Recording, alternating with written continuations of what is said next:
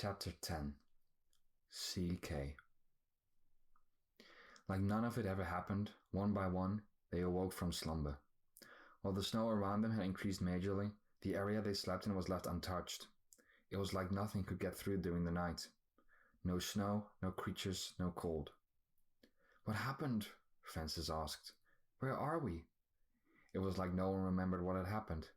While Drake did remember his meeting with the creation dragon, he couldn't remember how they fell asleep either. "What time is it?" the captain asked. Gregory checked his watch and looked at the time. "It's almost 7. "After midnight?" Drake asked. Gregory seemed a bit shocked and surprised. "Bro, what? How many days do we have left?" Haru asked. "We should still have 2 more days," Drake said. But when Drake said that, Gregory looked at his watch again. My watch can tell the date, and, what is it?" "It's December 31st. "What? Hold on, what happened? The last time I remember we had about 2 more days," Julia said. Drake was shocked at first but then realized something. The untouched area they were in must have been the work of the dragon, but why would she let them rest for so long? "We have to go." "Where?" Julia asked. "We were so foolish." "What do you mean?" "We traveled through the entirety of Rosium, but did it ever occur to you that CK might never have been from Rosium?" "You mean?" "CK is closer than you think. That's what she said." "Who did?" Drake now knew for sure they didn't remember the dragon. Never mind. He summoned his portal. "Come." Everyone started stepping through the portal. Drake was the last one to leave Astro. Drake's world was in bad shape as well. People were locked up in their houses because everything was frozen, so the streets were quiet. They took a few steps towards Drake's house. When Drake knocked on the door, it took a while before he got a reaction. Ariana came at the door and called his name. "Drake, is that you? The door's frozen stuck. I can't open it." "Stand back, Mom." Drake grabbed the door handle while leaning against the door. He overheated himself and melted the ice. Soon enough, he asked his mother to retry. "Try again." A few seconds later, the door was opened.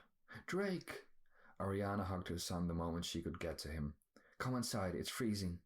Everyone entered the house, and Roland closed the door behind him. Dora was in the living room, and despite Drake's expectations, she walked up to him and embraced him. They noticed Darren was with them as well. "Dad!" Maya said, overjoyed. Darren walked up to her and gave her a hug. "I'm glad to see you again, kiddo." After the reunions, Ariana came straight to the point. "So, what's happening?" It was difficult for Drake to say anything. "We have only a few hours left. To stop this ice age you talked about?" "Yeah." "And how do we stop it?" Darren asked. "We had to find something or someone, and while we thought for sure it had to be in Rosium, we were so stupid never to think of this world. So unless we can find out in mere hours who or what the CK stands for, we're doomed." The very moment Drake spoke of those initials marked a sudden change in his life.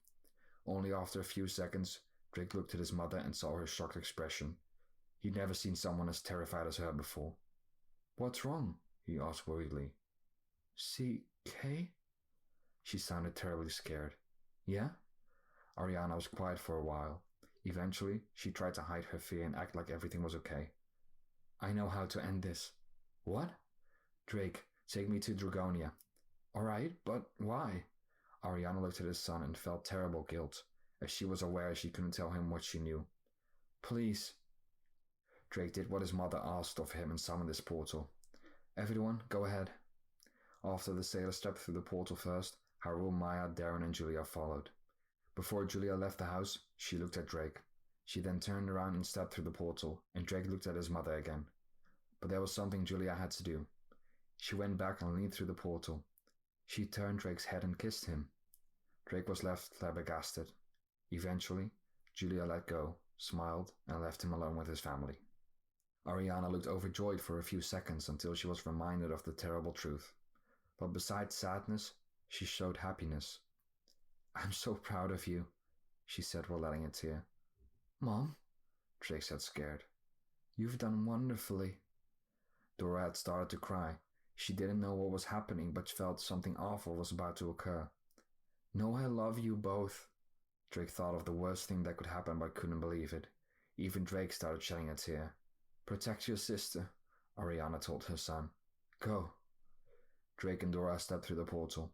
Ariana looked behind her and was about to burst into tears.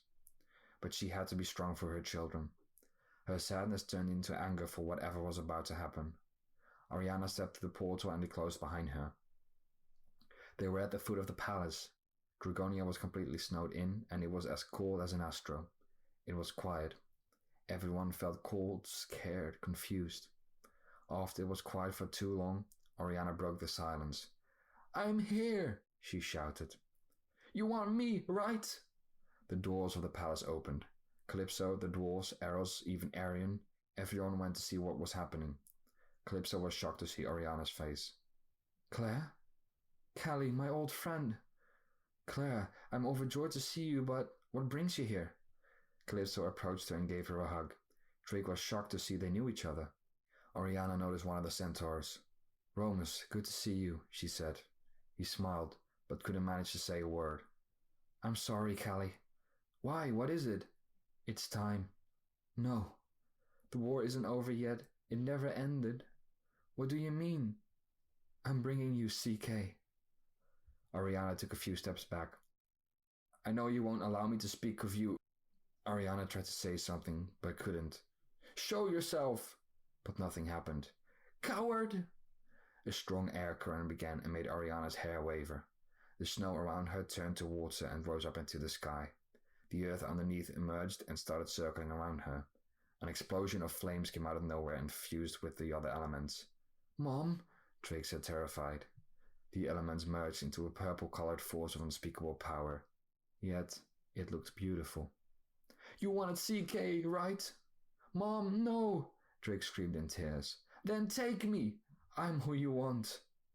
Ariana stopped shouting and shed the last of her tears while looking at her children with love. "I'm the Creation Queen." A million dark particles appeared and engulfed the purple force. Ariana was surrounded by dark particles when her creation was consumed by darkness. Ariana looked at her son and spoke her last words. "I love you."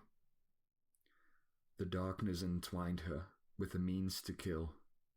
The dark destroyed what was dear and took Ariana away from Drake and Dora.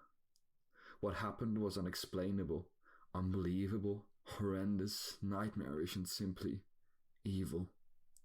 And after the most difficult moment ever, filled with screams, tears, and pain, the dark silhouette faded and Ariana's body hit the snow. As her heart had stopped beating, Ariana died that day. Drake's world fell apart. His scream was heard through all of Dragonia. Everyone watched in astonishment and in shock.